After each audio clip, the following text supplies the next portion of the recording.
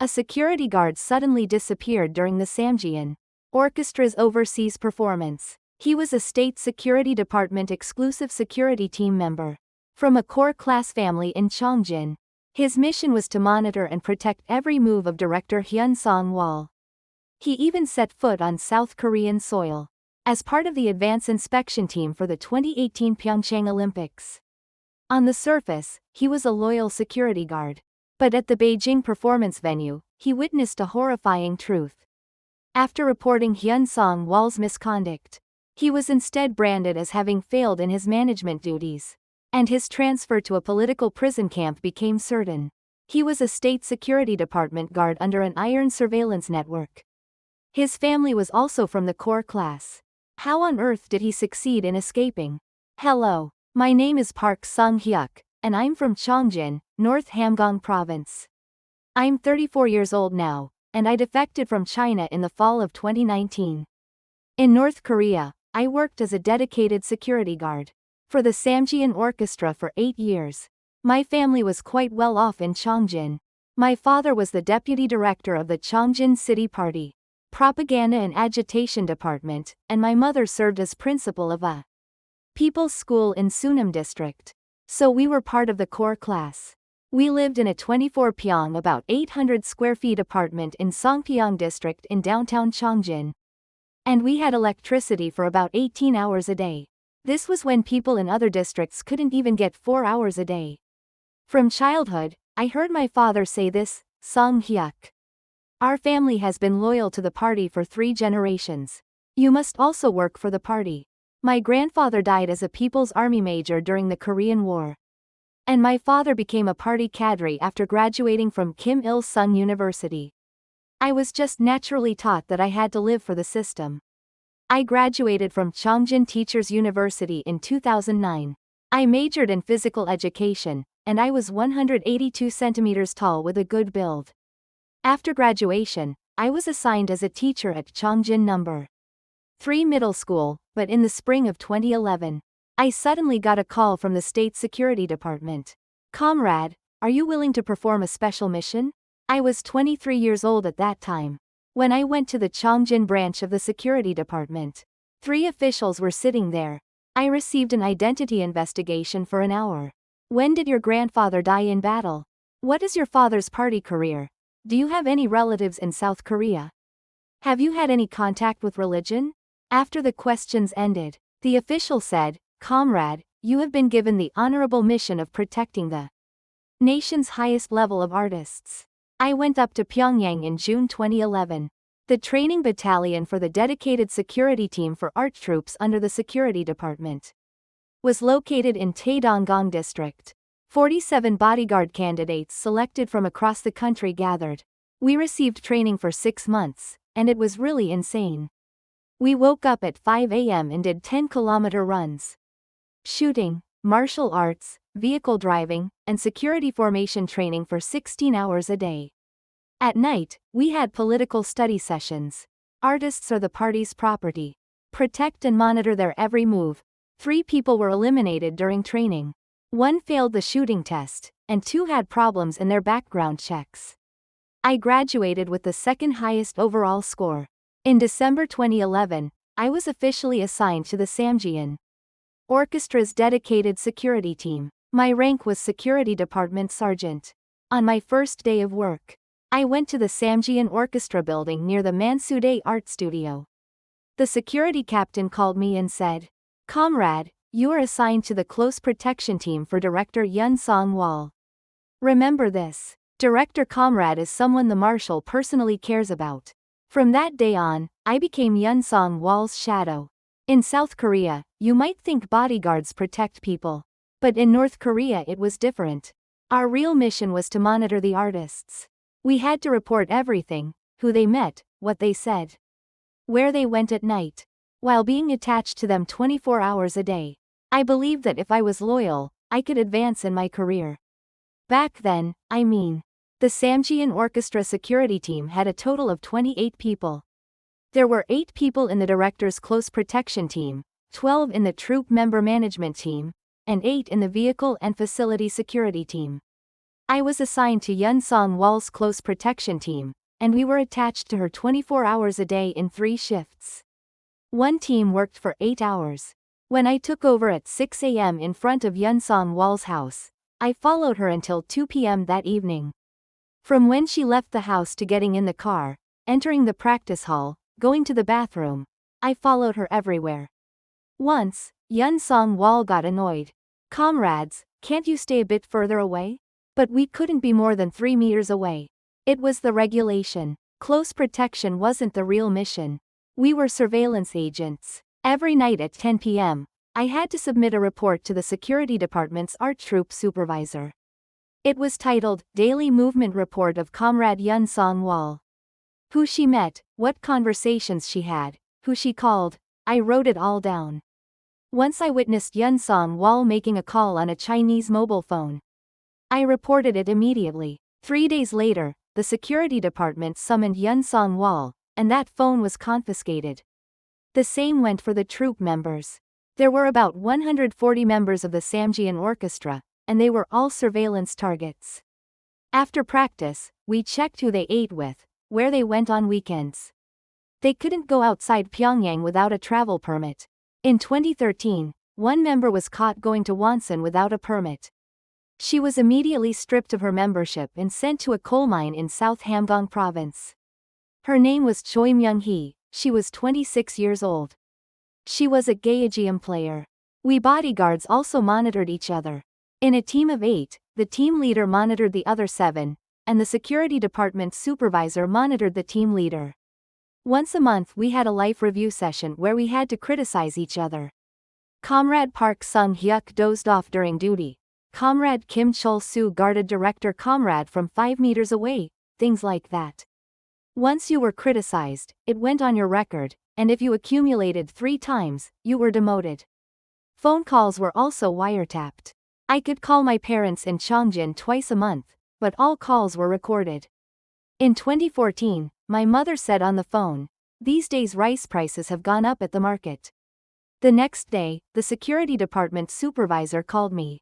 "Comrade Park Sung-hyuk, your mother was expressing dissatisfaction with the economic situation. Give her ideological education." From then on, I was careful when calling my parents. I only said things like, "Yes, I'm doing well. The party takes good care of us." Leave wasn't granted freely either. Once a year, I got 10 days of leave, but to go to Cheongjin I needed a travel permit. When I applied for a travel permit, the security department reviewed it for a week. "Where will you go during leave? Who will you meet? What will you do?" I had to write it all down and submit it. When I returned from leave, I had to write another report. Things like, list of people met during leave and conversation content. In the summer of 2015 when I went to Cheongjin, I met one friend, and I had to write that in the report too. We also managed the members' dormitory. There was a member dormitory in Pyongyang's Patonggong district, and no one could go out after 11 p.m. We patrolled every night at midnight and took roll call. Once in 2016, a member was caught sneaking out at 1 a.m. She had gone to meet her boyfriend. The next day she was immediately turned over to the security department, and that member went to a labor training camp for 3 months. When she came back, she had become a completely different person. What about South Korea? Here there's no such thing as travel permits, right? If you want to go to Busan, you just go, and no one listens when you make phone calls. In North Korea, that was unimaginable. We were the party's property, tools monitored 24 hours a day. Being loyal didn't give you freedom. Rather, you were controlled even more thoroughly. That was the reality of North Korea's core class. One day in December 2017, the security department suddenly called me. "Comrade Park Sung-hyuk, you have been assigned to a mission to South Korea." That's when I first heard it. The Winter Olympics would be held in Pyeongchang in February 2018, and the Samjiyon Orchestra would go to South Korea as an advance inspection team. I was selected as director Hyun Song-wol's bodyguard. Before departure, we received special education for a month. We sat in the Security Department Education Center for 8 hours every day. South Korea is an American colony. South Koreans will try to persuade us, never act individually, don't accept South Korean goods. Don't talk with South Koreans, that kind of content. They especially emphasized one thing. If you escape in South Korea, 3 generations will go to a political prison camp. We went to South Korea on January 21, 2018. We crossed over through Panmunjom, and I was trembling then. I had been taught all my life that South Korea was the enemy, but now I was going there directly. Our group consisted of 12 people total. Director Hyun Song-wol, 7 artists, 3 bodyguards, and 1 security department supervisor. When we crossed from Panmunjom to the South Korean side, a bus was waiting. We took that bus to Seoul. What surprised me most when we arrived in Seoul was the cars. There were so many cars on the roads. 10 times more than in Pyongyang. The streets were clean too, and the buildings were tall. But we only saw them from inside the car. We couldn't get out. The security department supervisor kept monitoring us. Just look out the window, don't take pictures. We inspected the Olympic facilities in Gangneung. The performance hall stage, sound facilities, waiting rooms, things like that. Throughout the inspection, South Korean officials treated us kindly. Do you need anything? Please let us know if anything is uncomfortable. They asked like this, but we couldn't even answer. The security department supervisor answered everything for us. Even when South Koreans smiled and spoke to us, we just bowed our heads. The accommodation was a hotel in Gangneung. When I entered the room, I was shocked. The TV was big, and the bathroom was clean. The bed was soft too. But we couldn't watch TV. The security department supervisor collected all the remotes. If you watch South Korean broadcasts, your ideology will be contaminated. I wanted to secretly turn on the TV at night, but without the remote, I couldn't.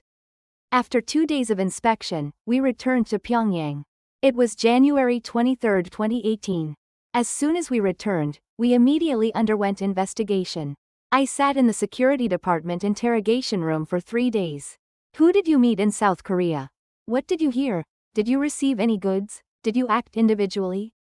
They repeated these questions. I hadn't done anything, but I was still trembling. After the investigation, we received ideological study for a week. South Korea is only glamorous on the surface. South Korean people are exploited by the Americans. Our republic is paradise. That kind of content. But honestly, doubts started arising then. Is South Korea really that bad? The Seoul I saw seemed to be living much better than Pyongyang. One of the bodyguards who went with us became a problem during the investigation process. It was because he had accepted chocolate given by a South Korean hotel employee. That bodyguard was immediately kicked out of the security team and assigned to a coal mine in North Hamgyong province. His name was Ri Myung-chul, he was 31 years old. His life ended because he accepted one piece of chocolate. South Korea is different, right? Here you can go to North Korea, go to China, go to America. You can go anywhere as long as you have a passport. In North Korea, just because I went to South Korea once, I was investigated for 3 days and received ideological study for a week. That's when I first felt it. The world we lived in was a prison. But I still didn't think about defecting then. My father was there, my mother was there. The Samjiyon Orchestra was only glamorous on the surface. It was an orchestra created directly by Marshal Kim Jong-un, and all the members were from Pyongyang's core class. But behind the scenes, it was completely different. It was a place where money, power, and bribes were exchanged. There was a Beijing performance in the summer of 2015. That's when I first saw it. After the performance, Chinese businessmen came backstage and handed over envelopes. Hyun Song-wol received those envelopes. I found out later there was $10,000 USD inside. Chinese moneybags gave it to North Korean artists under the name of sponsorship money. Of course, all that money had to be submitted to the party. But Hyun Song-wol only reported half and used the rest personally. The members were the same. When they went on overseas performances, they received personal gifts. Chinese mobile phones, cosmetics, clothes, things like that. By regulation, everything had to be reported to the security department, but most hid them. If you bribed us bodyguards, we turned a blind eye too. In 2016, one member gave me a carton of Chinese cigarettes. Comrade Sung Hyuk, take this. It's a secret between us. I accepted it too. If I didn't accept, I'd be marked. Pyongyang performances were corrupt too. When party cadres came to watch performances, they called members after the show. You worked hard today. Won't you come to my house and sing a song? Like that. The members couldn't refuse. If they refused, they'd lose their membership. They went to cadres' houses, sang, danced, poured drinks, and then sexual favors happened. In 2017, one deputy director of the party central committee kept calling a member. I won't say his name, but he was about 55 years old. That cadre called a 24-year-old violinist 12 times over 3 months. That member couldn't refuse. If she refused, she'd lose her membership. Later that member got pregnant.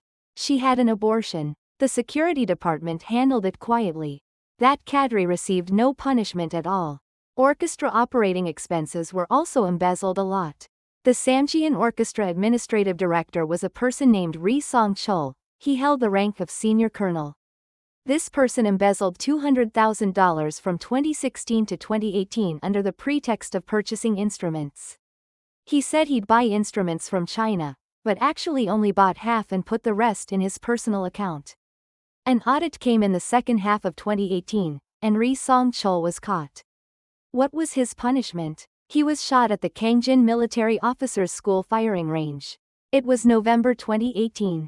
Jongmadang moneybags were also involved. There was a woman named Kim Sun-hee who sold Chinese goods at the Tonggiljeori market in Pyongyang. She was about 40 years old and had a lot of money. This woman paid sponsorship money to the Samjiyon Orchestra, $50,000 a year.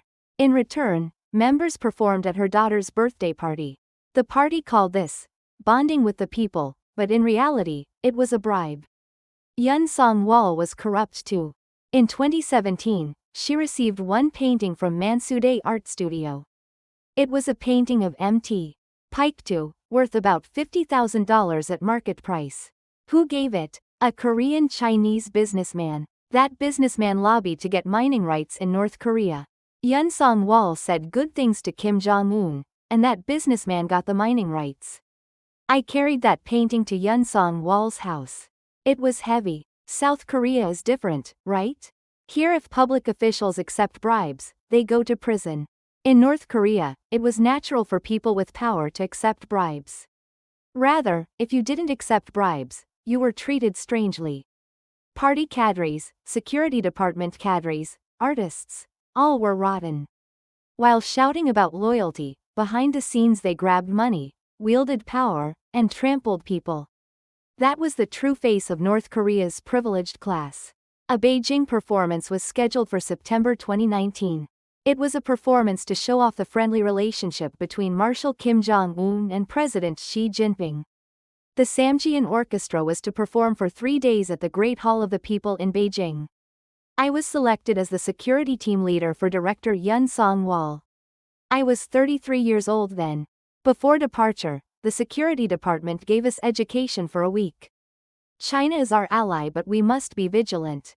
Individual actions absolutely prohibited, private conversations with Chinese people prohibited, that kind of content. They especially emphasized thoroughly reporting director Hyun Song-wol's movements. Record everything about who director comrade meets and what she says. We arrived in Beijing on September 15, 2019. Our group consisted of 82 people. 70 members, 8 bodyguards, 4 security department supervisors. We stayed at a 5-star hotel in downtown Beijing, and the hotel was really nice. Much better than Pyongyang's Koryo Hotel. The performances were held for 3 days from September 17 to 19. Many high-ranking Chinese cadres came. The performances were successful. We received a lot of applause too. The problem was after the performance. It was around 11 p.m. on the night of September 18. Hyun Song-wol came down to the hotel lobby. I naturally followed her, but Hyun Song-wol went outside the hotel. Director comrade, where are you going? I asked, but there was no answer. She hailed a taxi. I hurriedly hailed another taxi too. Hyun Song-wol went to a restaurant in downtown Beijing. The restaurant name was Chosan Guan, and it was run by Korean Chinese people. I waited outside the restaurant. Looking through the window, I could see Hyun Song-wol sitting face to face with a man. I didn't know who that man was. He looked like a Korean Chinese businessman. About an hour later, Hyun Song-wol came out. She was holding a shopping bag. She took a taxi back to the hotel. I immediately reported to the security department supervisor. Comrade Hyun Song-wol went out at 11 p.m. and met with a Korean Chinese man. She received a shopping bag. I did it according to regulations. The next day, September 19th, after the final performance ended, the security department supervisor called me. Comrade Park Sung-hyuk, we received your report well last night. But why didn't you stop Director Comrade when she went out? I was flustered. By regulations, I don't have the authority to stop Director Comrade. My mission is to follow and report. That's how I answered. The security department supervisor nodded and said, what you say is correct. But as a result, you failed to manage Director Comrade. Prepare to be investigated when we return to Pyongyang. At that moment, my spine went cold. I had followed the regulations, but I became the problem instead. We returned to Pyongyang on September 20th. At the airport, a security department vehicle immediately took me away. I was dragged to an interrogation room. I was investigated for 3 days. Why did you allow Director Comrade to go out? Why didn't you report in advance? Did you conspire with Director Comrade? They kept asking questions like this. I felt wronged. I followed and reported according to regulations, so why was I the problem? I protested, but it was useless. The security department needed a scapegoat. Hyun Song-wol was someone Kim Jong-un cherished, so they couldn't touch her, and instead they decided to hold me accountable. The decision came on September 25th. Comrade Park Sung-hyuk receives a forced transfer order for dereliction of security duty. He is to be assigned to the Gacheon Political Prison Camp Guard Unit. Gacheon Political Prison Camp? That's where political prisoners go. Being assigned to the guard unit was essentially being put on the preliminary list of political prisoners. I couldn't sleep that night. If you go to Gacheon Political Prison Camp, you can never get out for life. My father and mother would also be dragged there by guilt by association. 3 generations would be exterminated. I was loyal, I followed the regulations, but I couldn't believe this was my end. That's when I decided, I had to run away. If this were South Korea, such a thing couldn't happen. Even if a superior does wrong, subordinates aren't held responsible. In North Korea, they sacrifice those below to protect the powerful. Whether you're core class or whatever, it didn't matter. If the system needed it, you were discarded at any time. That was North Korea. After receiving the order to be assigned to Gacheon Political Prison Camp, I was given 1 week. I had to report to the Pyongyang Security Department by October 2, 2019, and take the transport vehicle. During that week, I felt like I was going crazy. On September 26th, I went down to my home in Cheongjin. I had to tell my parents. My father was still deputy director of the party propaganda and agitation department, and my mother had retired. I went into the house and said, "Father, I've been assigned to the Gacheon Political Prison Camp Guard Unit." My father's face turned white. What are you saying? I explained everything that happened in Beijing. Hyun Song-wol's outing, the report, the investigation, the transfer order. My father couldn't say anything for a long time, then said this, "I'll contact the party. I've been loyal for 30 years, this can't happen." The next day my father went to the Cheongjin City Party Committee. He met the party secretary and appealed my injustice. But when my father came back, his expression was despair. It can't be done. They said it's already been decided by the Pyongyang Security Department, so Cheongjin can't do anything. Sung-hyuk, I'm sorry. My father cried. It was the first time in my life I saw my father cry. My mother broke down even more. What did our son do wrong for this to happen? What kind of country is this? She said while crying continuously. I couldn't bring myself to tell my parents. If I went to Gacheon Political Prison Camp, my parents would also be dragged there by guilt by association. 3 generations would be exterminated. On September 28th, I met a friend. A friend I attended Cheongjin Teachers University with. His name was Kim Chol-min. Chol-min was working as a Chinese goods broker at the Cheongjin market. I spoke honestly to Chol-min. I'm trying to defect. Can you help? Chol-min was shocked. Are you crazy? You're core class, why? When I explained the situation, Chol-min thought for a while. Then said, I do know one broker, but it costs a lot of money. You need at least $5,000 USD. I didn't have that kind of money. A bodyguard's monthly salary was 5,000 North Korean won, which converted to USD wasn't even $5. Chol-min told me a method. Don't you have a chance to go to China? If you go to China, go to the South Korean embassy. Just climb over the fence there. Hearing that, I thought, would I have another chance to go to China? It was impossible before going to Gacheon Political Prison camp. But on September 30th, a miracle happened. The security department contacted me. Comrade Park Sung-hyuk, there's a follow-up performance in Beijing on October 5th. We're short on security personnel, so you go one more time. After the performance, you can return and then go to Gacheon. It was the last chance. I lied to my parents. Father, mother, I'll go to the Beijing performance and come back. I'll say goodbye before going to Gacheon when I return. My parents didn't realize I was going to defect. I left home early in the morning on October 1st. My mother came to see me off at the door. Sung-hyuk, be careful and come back. That was the last time. On the train going up to Pyongyang, I thought. My grandfather died in battle during the Korean War. My father was loyal as a party cadre for 30 years. I also worked as a bodyguard for 8 years. But the system abandoned me. I followed the regulations but became a scapegoat, and we were in a situation where 3 generations would be dragged to a camp. South Korea is different, right? Here if you do wrong, you're punished by law, but 3 generations aren't exterminated.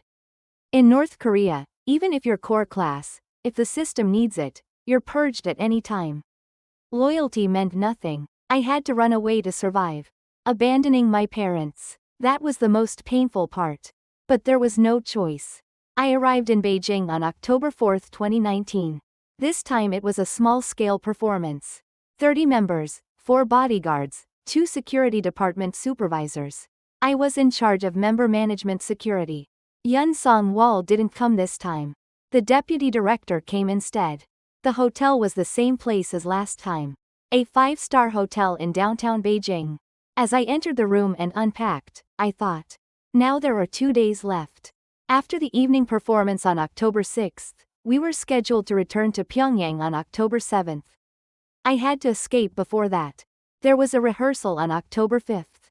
We did it at the small auditorium of the Great Hall of the People in Beijing. As I provided security behind the members, I kept thinking, how can I escape? If I leave the hotel, the security department supervisor will notice. I couldn't sleep that night.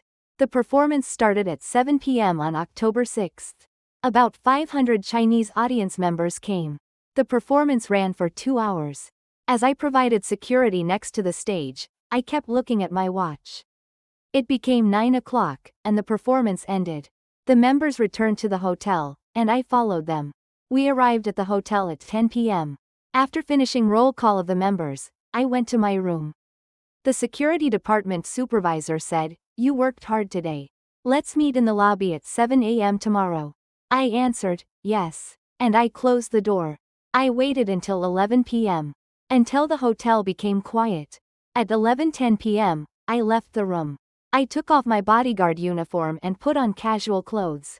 I didn't pack a bag either. I just put my passport and 200 Chinese yuan in my pocket. The hallway was quiet. I took the elevator down to the first floor lobby. There were a few people in the lobby, but they didn't pay attention to me. I went out through the hotel main entrance. A security guard said, hello, but I just nodded and went outside. At that moment, my heart felt like it would burst. When I came out onto the Beijing streets, there were many cars. Even though it was 11 p.m., people were walking around. I hailed a taxi. I said to the driver in Chinese, South Korean embassy. The driver said, understood, and departed. In the taxi, I kept looking behind, wondering if anyone was chasing. After about 30 minutes, the driver stopped the car. This is the South Korean embassy. I got out and saw a large building. The fence was high, and a guard was standing at the gate. But the gate was closed. It was because it was close to midnight. I walked around the building. The fence height was about 3 meters. There was a tree next to it. I climbed the tree and got up onto the fence. My hands bled but it didn't hurt. I jumped down from the fence. I fell onto the lawn. An alarm sounded. 2 embassy guards came running. They were Korean people. Who are you? How did you get in? I said in Korean, I'm a North Korean person. Please save me. The guards were surprised and then contacted via radio. Embassy staff, please come out. It's a defector. 5 minutes later, one embassy staff member came out. It was a middle-aged man, and when he saw me he asked, "Did you come from North Korea?" I answered, "Yes, I was a Samjiyon Orchestra bodyguard. I escaped from the hotel." The staff nodded and said, "First come inside. You're safe." I went inside the embassy. At that moment, strength left my legs. I sat down. Tears came out. I thought I had survived. I had escaped from the system I'd been loyal to for 8 years, and I'd abandoned my parents, but I was alive. The embassy staff gave me a glass of water. "Drink slowly. You're safe now. You can go to South Korea." As I drank that water, I thought, if I go to a country called South Korea, can I move around without a travel permit? Can I live without Security Department investigations? Can I make phone calls freely? I couldn't imagine it then. But one thing was certain. It would be better than North Korea. I stayed at the South Korean embassy in Beijing for a week. During that time, I did paperwork, identity verification, writing the defection circumstances, health checkups, things like that. The embassy staff were kind. "Don't worry, you can go to South Korea soon." On October 14, 2019, I boarded a plane. It was a plane to Incheon Airport. When I arrived at Incheon Airport, people from the National Intelligence Service were waiting. There were 2 of them, wearing suits. "Mr. Park Sung-hyuk, welcome. We'll guide you." We got in a car and went somewhere. I found out later it was the NIS Joint Interrogation Center near Seoul. The NIS investigation began. I was assigned a room, and it was clean. There was a bed and a bathroom. It was completely different from North Korean interrogation rooms. In North Korea, I sat in a chair and was investigated all night, but here I sat comfortably and was investigated while even drinking tea. 2 investigators came in. One was a man in his 40s, and one was a woman in her 30s. The male investigator said, "Mr. Park Sung-hyuk, don't be nervous. We're not enemies. This is a process of verifying North Korean information and identifying you. Just answer honestly." The investigation proceeded for 1 month. Every day from 10 a.m. to 5 p.m. There were so many questions. What is the organizational chart of the Samjiyon Orchestra? What was Director Hyun Song-wol's daily routine like? How does the North Korean Security Department's security system operate? How did you track Kim Jong-un's movements? What did you see during the Pyeongchang Winter Olympics advance inspection? There was one question they were particularly interested in. Who was the man Hyun Song-wol met in Beijing? I said I didn't know. I saw his face but didn't know his name. The investigator showed me several photos. "Is he among these?" I chose one. "I think it's this person." The investigator nodded and said, "Thank you." They also asked this. "Please tell us the names and ranks of the Security Department supervisors." I told them everything I knew. Major Ri Chul-soo, Major Park Myung-sik, Lieutenant Colonel Kim Song-ho, like that. What were these people's personalities like? Who had the most power? They asked things like this too. The investigators kept checking if I was lying. They asked the same question again several days later. "You said October 6th last time, is that correct? What color was the car Hyun Song-wol took?" Like that. I answered honestly. There was no reason to lie. 1 month later, in mid-November, the investigation ended. The male investigator said, "Mr. Park Sung-hyuk, your identity has been verified. Now you can go to Hanawon. You'll receive adaptation education for life in South Korea." I felt relieved. Now I was really becoming a South Korean person. Hanawon was in Ansung, Gyeonggi Province. I entered on November 20, 2019. I received education there for 3 months. Korean history, Korean economy, Korean culture, employment education, things like that. It was difficult at first. Korean language was different from North Korean language. We said, taxi, instead of, taxi, gamja twigi bibang, instead of, hamburger, things like that. What surprised me most was the internet. They gave us smartphones at Hanawan, and internet worked. I watched YouTube, looked at Naver, watched news. It was unimaginable in North Korea. It was amazing to see world news on the internet. I graduated from Hanawan in February 2020. I received 7 million won in settlement money and got a studio apartment in Seoul. It was 400,000 won monthly rent, but I had my own home. A place where I could go to Busan without a travel permit, make phone calls without wiretapping, and live without security department investigations. Now I work at a logistics company. I receive 2.5 million won salary. It's not much, but I live freely. On weekends I go to movies, meet friends and eat, and do what I want. It's a life I couldn't even dream of in North Korea. I think about my parents every day. What happened to them after I defected?